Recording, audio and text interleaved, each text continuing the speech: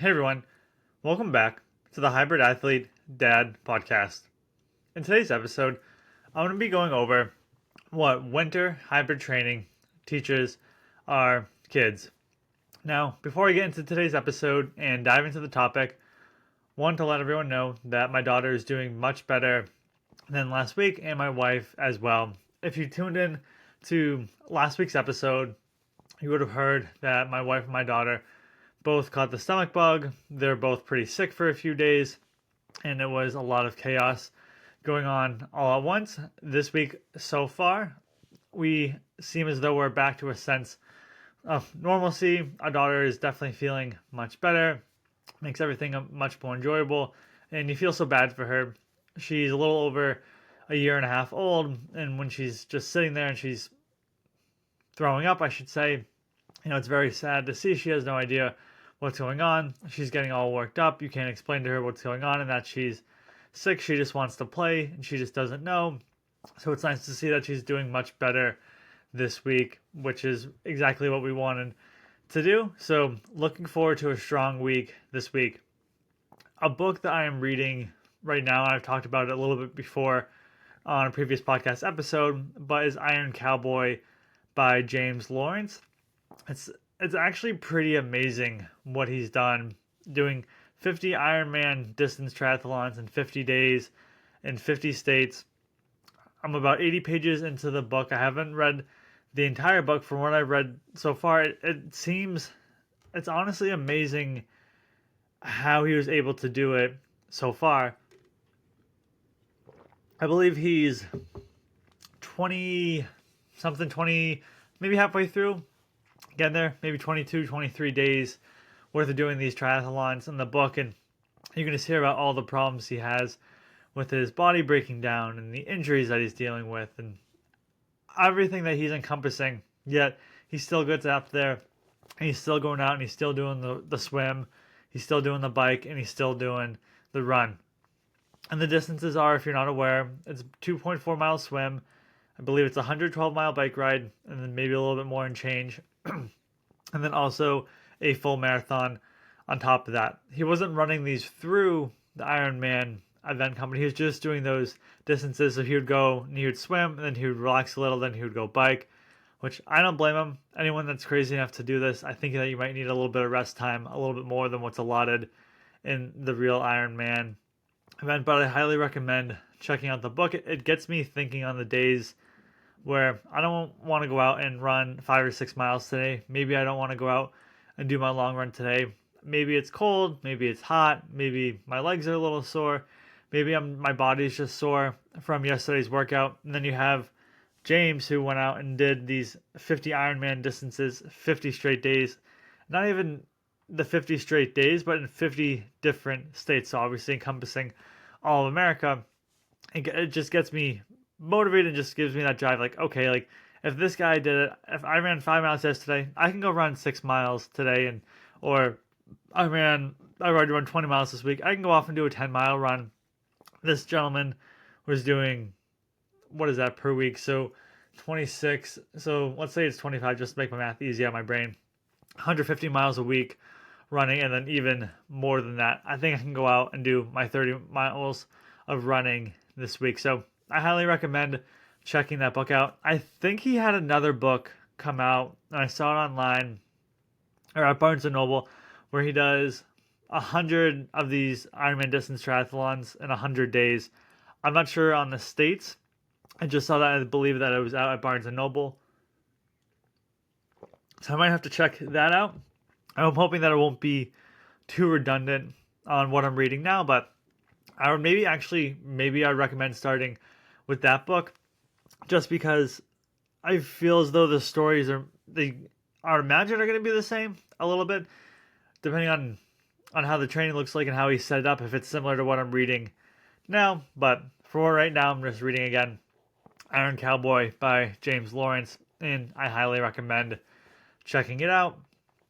Now, something I'm thinking about doing with my running schedule, and this more came through last week, where I was just running like 2 miles here, 3 miles here, 4 miles there, 5 miles here, 3 miles there. I ended up getting to 25 miles last week. The goal is typically 30 miles in a week. Just having to take care of my wife, take care of my daughter, presented its own challenges. Obviously, not as much time as I would have liked, but that's unforeseen circumstances. I'm not going to push myself to go out and train while my daughter is sick. I want to be there to make sure that I take care of her. But what I did is I ended up training Monday through Saturday, running wise. So I typically strength train Monday through Friday, but I ran. But I wasn't going like 5 or 6 miles every single time. I was doing the different distances. Again, I might do 5 miles, I might do 4 miles, I might do 2 miles, I might do 3 miles. And I noticed that by doing this, my legs felt fresh. I noticed that I could go a bit faster. I think one of the days I went out and did a 3-mile run, I ended up pacing about 8 minutes. I think I had 1 mile at like 7:33, along those lines. So I was going, that's pretty fast for me. Typically, I average when I'm out running 9 minutes a mile. When I ran my half marathon, it was 8.5 minutes. When I ran a 15K, I believe it was 8:15 minutes per mile. And then when I ran my marathon, that was 10.5. And that was just, I was doing about 9.5 minute miles because I didn't want to push myself that hard. And then I came to the last 5 or 6 miles and I was moving like a snail, but I got through it. That's why that mileage time was up so high. But the thinking that I'm thinking of is typically the way that my running schedule work is I'll do Monday 5 miles, Tuesday 6 miles, Wednesday 5 miles, Thursday off, Friday 8 to 10 miles depending on what I'm looking to do that week, and then Saturday morning I'll get up and do a 5-mile run. What I am thinking of doing is doing 5 on Monday, 3 on Tuesday, 5 on Wednesday, 3 on Thursday. So basically splitting up Tuesday, so to do 3, a recovery run on Tuesday, a recovery run on Thursday, and then going off and doing a long distance run of 8 to 10 miles on Friday, and then Saturday just doing like a light morning jog of 5 miles.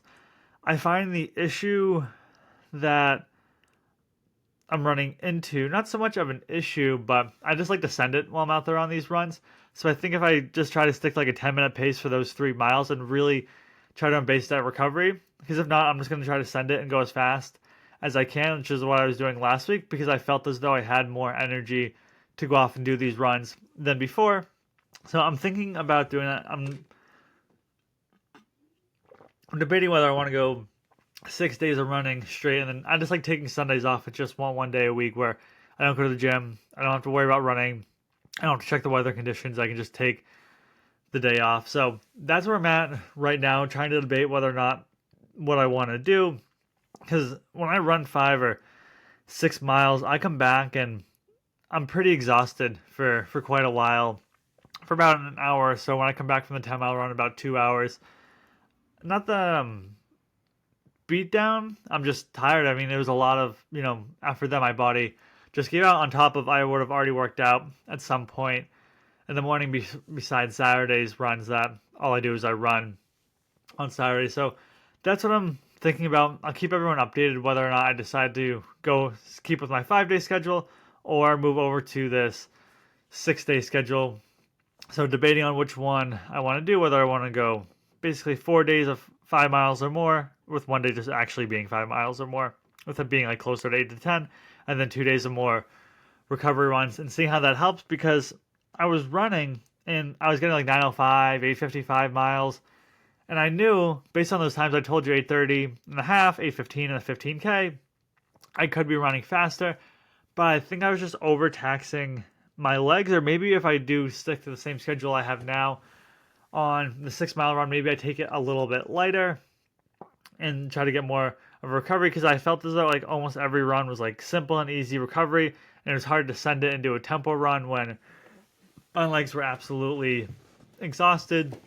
So debating on what direction that I want to go in. But again, this is just all trying to learn what works for me, what doesn't work for me.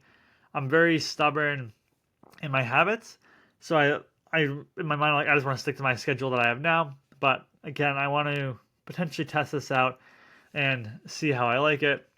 Right now, I'm just in my maintain phase, so I don't have a build. I'm not playing in any races at the moment. I'm just currently in my maintaining phase, which is why I try to keep it about 30 miles per week at the moment.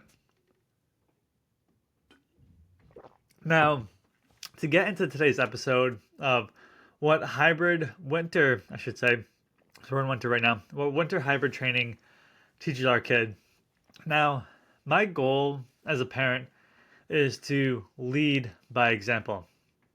I don't want to tell my daughter what she should be doing, but I want to show her. I don't want to tell her, you should be working out. You should be eating healthy. You should be doing some form of cardio. I want her to see me running. I want her to see how I eat. I want her to see me coming back from the gym. Again, she's 18 months old. I'm not going to be taking her to the gym at this point in time. I don't think that would be enjoyable for me. I don't think that would be enjoyable for her. I don't think that would be enjoyable for anyone else in the gym. I can just picture her, you're squatting and she just runs right under you to play hide and seek. Or same thing with benching. She comes over and she wants to touch the end of the bar when the bar is on your chest. I don't think it would be a good idea for anyone. But she does see me come back from the gym sometimes with my gym bag.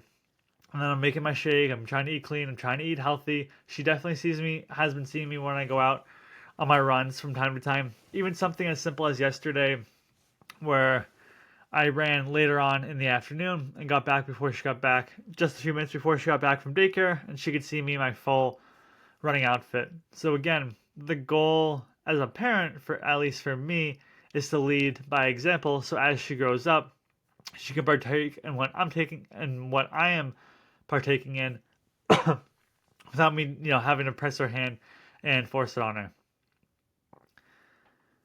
Now, what winter hybrid training teaches our kids, first and foremost, is the power of discipline. The power of discipline comes for when you're getting out of the house, when it's cold and dark to go to the gym, and then also running while it's cold outside. And this can be compounded with embracing becoming uncomfortable. I don't enjoy running in the cold.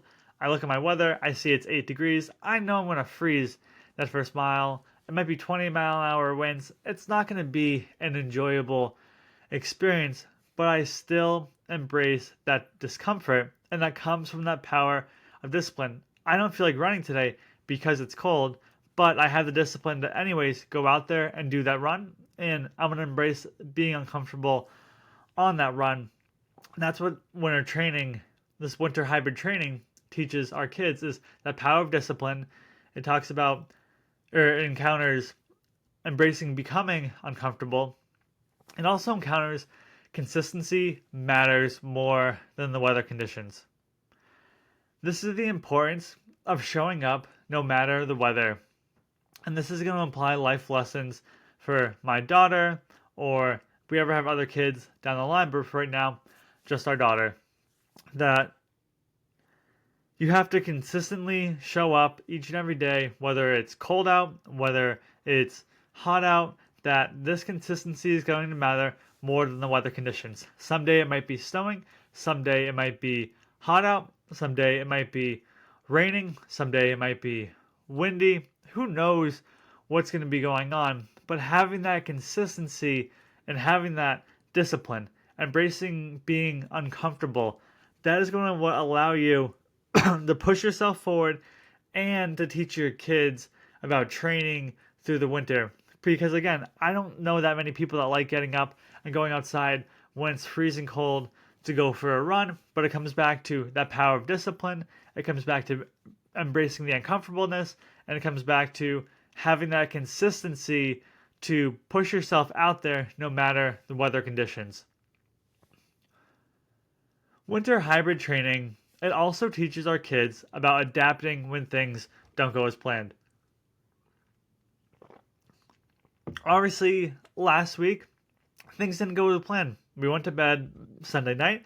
I expected to get up Monday morning, go to the gym, come back, work, run, whatever is in my schedule for the day. And then I'm woken at 12:30 a.m. Sunday night, technically Monday morning if you want to go that route, that my wife's sick, that my daughter's sick, throws off the whole week. So we're adapting when things don't go as planned. There are days where it has snowed and it's like a slush snow and it's just not great weather conditions. Things don't go as planned. So what can I do? I'm going to go back to the gym later on and I am going to run on the treadmill. There's a day that I got up on a Saturday morning and it was very humid out the night before, which is unusual for the winter. And what did that cause? Black ice all over the road. I put my boots on and I got out in my driveway to see what it was like, and I was sliding down the driveway. Not an enjoyable experience. I wouldn't recommend running on black ice in the winter when it's dark out.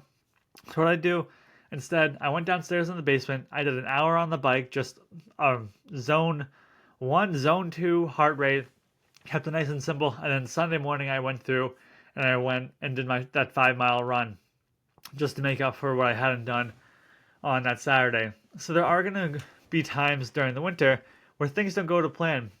I'm not an idiot. If there's a snowstorm and it's coming down, I don't want to be running out in it. I don't want to be driving to the gym in it. So sometimes we have to adapt our plans. Maybe if there's a terrible snowstorm on Wednesday, okay, I'm going to take Wednesday off. I'm going to be running Thursday. I want to stick with my schedule, but sometimes things are going to come up. And I want my daughter to know that sometimes things aren't going to go to plan, but you're having to readjust your schedule and work around it, and eventually things will go back to a sense of normalcy. But sometimes you have to adapt, I should say, when things don't go as planned.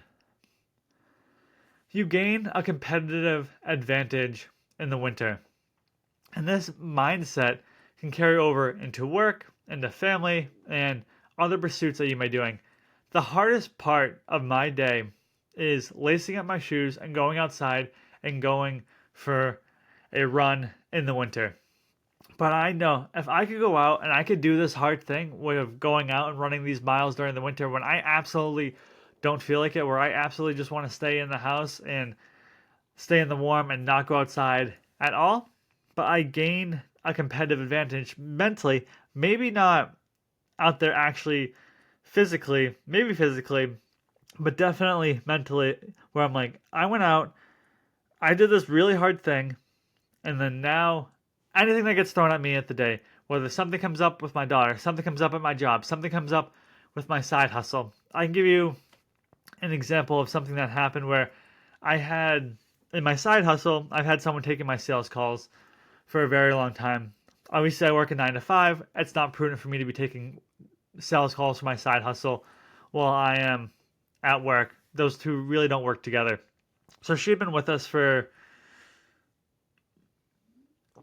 probably a year or two at that point. And all of a sudden, the business starts to slow a little bit. Not unexpected, because the business, it fluctuates. It goes up, it goes down, it goes up. It goes down depending on the month, depending on the season.